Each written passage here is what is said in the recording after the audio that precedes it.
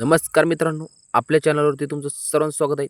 कारण तुम्ही तायडे ऋषी यूट्यूब चॅनलवरती नवीन असाल तर तायडे ऋषी यूट्यूब चॅनलला नक्की सबस्क्राईब करा.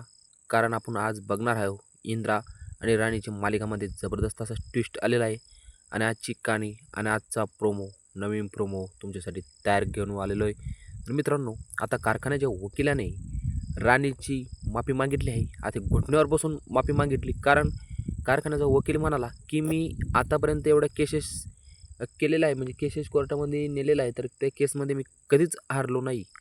पण मी माझा एवढ्या वर्षाचा अनुभव आणि फक्त तू माझ्याकरता लहान असून तो ही केस जिंकून दाखवली, तर मी तुझे माफी मागतो. कारण तो म्हणाला होता 100वी केस मी जिंकणार आणि 100वी केस मी जिंकून आणि सेलिब्रेशनसुद्धा करणार, कारण माझी 100 केस सक्सेसफुल आणि असंच केलेलं आहे. तर राणीने अशा काही सबूत, म्हणजे असे काही पुरावे कोर्टामध्ये दाखवले की कारखान्याच्या वकिलांना डायरेक्ट राणीच्या पायावरती, आपले घुटण्यावरती बसून माफी मागावं लागली.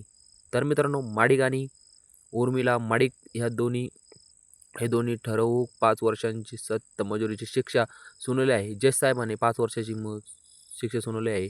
याशिवाय त्यांनी कोर्टाचा वेळ वाया घातला आणि इंदिरा माडिक यांच्या फसवणूक केली असे तुरशे ओढून पोलिसांना ताब्यात घेण्यास आदेश दिला. तर मित्रांनो, सत्याचा विजय, तिने विक्रांतचा स्पष्ट सांगितलं की शेवटी नेहमी सत्याचाच विजय होतो असं राणीनं सांगितलं. चुकीचा मार्ग तिने त्याला आठवण करून दिला. कारण राणीने चुकीचा मार्ग आठवण करून दिलेला आहे. तिने त्याला अनेकदा चुकीच्या मार्गावरून जाण्यापासून रोखण्याचा प्रयत्न केला होता, पण विक्रांतने काही मानलेच नाही, तर त्याने त्याचे काही ऐकलेच नाही. कर्माचे फळं आणि तू तुझ्या कर्माची फळं भोगतोस असं राणीने विक्रांतला सांगितलं होतं. ह्यामध्ये मी तुला कोणतीही साथ देऊ शकणार नाही असंही तिने ठामपणे सांगितलं होतं, राणीने सांगितलं होतं. तर मित्रांनो, ॲडमिरल एक्सपर्ट उलटली इंद्रजित हेडरिंग म्हणजे ते कोर्टामध्ये लिहिलेले घटनात बोलवले होते, त्याला स्वतःच्या सहा दाखवून त्याने मिळवले कागदपत्राशी जुळते आहे सिद्ध करण्यास सांगितले. एक्सपोर्ट खोटी सही साक्ष दिली. तर व्हिडिओ पुरावा, त्यानंतर इंद्रजितने एक व्हिडिओ सादर केला ज्याच्यामध्ये विक्रांतने हँडरायटिंग एक्सपर्ट पैसे देऊन खोटे रिपोर्ट बनवण्याचा प्रयुक्त केलेला होता असे स्पष्ट दिसून येत होते. आर्थिक व्यवहार पुराव्यांचे पुरावे जे एक्सपोर्टने व्हिडिओ खोटा असल्याचा दावा केला, तेव्हा इंद्राने विक्रांतच्या एक्सपोर्टला पैशाचा व्यवहार आणि त्यातून फेडलेले कर्ज यासंबंधी सर्व कागदपत्राशी पुरावे सादर केलेला आहे. तर मित्रांनो, आता राणीने सर्व काही आपले जेवढे पुरावे होते तेवढे पुरावे दाखवून दिलेले आहे. लिहून बाजू मांडण्याचा कोर्टात राणीचा आवाज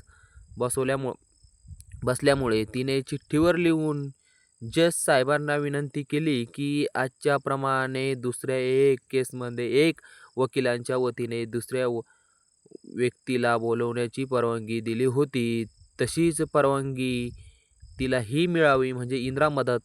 जज साहेबांनी परवानगी दिल्यावर राणी चिठ्ठीवर मुद्दे लिहून दिले आणि इंद्रजित माडिक इंदिरा यांनी राणीचा आवाज बनवून ते मुद्दे कोर्टासमोर प्रभावीपणे मांडले. पुरावे सादर करण्याचे इंद्रजितने हँडरायटिंग एक्सपोर्टला उलटी तपासणी केली, तर विक्रांत आणि एक्सपोर्ट अधिक व्यवहार उघड करण्या व्हिडिओ पुरावा सादर केला आणि त्या व्यवहारांशी संबंधित कागदपत्रांशी पुरावे सुद्धा कोर्टात ठेवले. तर मित्रांनो, अहंकाराची जाणीव असे अनेकदा इंद्रजित सरांनी म्हणजे राणीने करून दिलेली होती. विक्रांतला त्याने त्याचा अनेक वर्षाचा अनुभव आणि ज्ञानाचा खूप गर्व होता, ज्यामुळे त्याने राणीसारख्या नॅशन मुलीला खूप हलक्यात घेतलं होतं. कौतिक राणीचं जिद्द आणि चिठ्ठीतले त्यांनी सलाम केला आणि हे नेहमीपणे मान्य केले. त्याच्यासारखा अनुभवी वकील राणीने हरवला तर माफीची मागी. त्याने राणीला कोर्टामध्ये ज्या पद्धतीनं कमी लेखली आणि त्याच पद्धतीने बदनामी केली, त्याच बदले तिची जाहीर माफी मागितली, म्हणजे वकिलाने, कारखान्याच्या वकिलाने जाहीर माफी मागितली. तर व्हिडिओनुसार कोर्टाचा निकाल लागल्यावर आबा आणि मालती आनंदी होतात. त्यांच्या राणीचा खूप अभिमान वाटतो. त्यांना आबांना लगेच देवाचे आभार मानले. त्याने सांगितले की स्वामीच्या कृपाने आज राणीची जिद्द यशस्वीने त्याने केस जिंकली. तर मित्रांनो, तर व्हिडिओ राणीचा आवाज बंद पाडण्यासाठी विक्रांत उर्मिला यांनी राणीला दिलेल्या प्रसादाच्या शिऱ्यामध्ये मुद्दामहून औषध मिळवले होते. तर विक्रांतने त्याने ह्या कॅम्पिटल्यामुळे कोर्टात राणीचा बाजू मांडताना त्यांना आवाज हळूच बसला लागला आणि अखेर तो पूर्णपणे बंद झाला, जेणेकरून तिला कोर्टात पुरावे मांडण्यास रोख येईल. तर मित्रांनो, विक्रांत आणि एक्सपर्ट अधिक यावर उघड करण्यास व्हिडिओ पुरावा सादर केला. तर व्हिडिओ जे केस हरल्यानंतर कारखान्याच्या वकिलाने राणीचे मोठे मनाने कौतुक केले आणि तिला सलाम केला. कारखान्याचे वकील म्हणाले की त्याने राणीला खूप हलक्यात घेतलं होतं आणि त्यांनी त्यांच्या अनुभवांचा व ज्ञानांचा गर्व होता. राणीसारखा अर्श्यास मुलींना त्यांना हरवून दाखवले आणि ह्या प्रभावामुळे त्यांची जुन्या रेकॉर्ड खराब झाला असला तरी त्यांनी राणीच्या जिद्दीला आणि चिठ्ठीला दाद दिली आणि कोर्टात तिला कमी लेखनाबद्दल व तिच्या बदनामी केल्याबद्दल राणीची माफी मागितली. टोंगळ्यावर बसून माफी मागितली राणीची.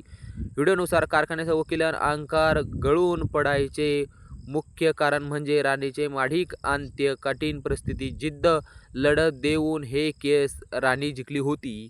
तर केस हारल्यानंतर कारखान्याचे वकिलाने खाली आबांनी मान केली. त्याचा अनेक वर्षांचा अनुभव आणि ज्ञानाचा खूप गर्व होता, ज्यामुळे राणीने त्याचा गर्व उतरवला होता. त्यांनी राणीसारख्या अवनिशान मुलींना खूप हलक्यात घेतलं होतं. राणीची जिद्द आणि चिठ्ठीतले त्यांनी पराभूत केले. अहंकार पूर्णपणे मातीमोल झाला. त्यांनी राणीसमोर नाक घासून माफी मागितली, म्हणजे कारखान्याच्या वकिलांना नाक घासून सुद्धा माफी मागितली, कारण तिचे कौशल्यास सलाम केला, ज्यामुळे त्यांच्यावर अनेकली मनातली स्पष्ट झाले.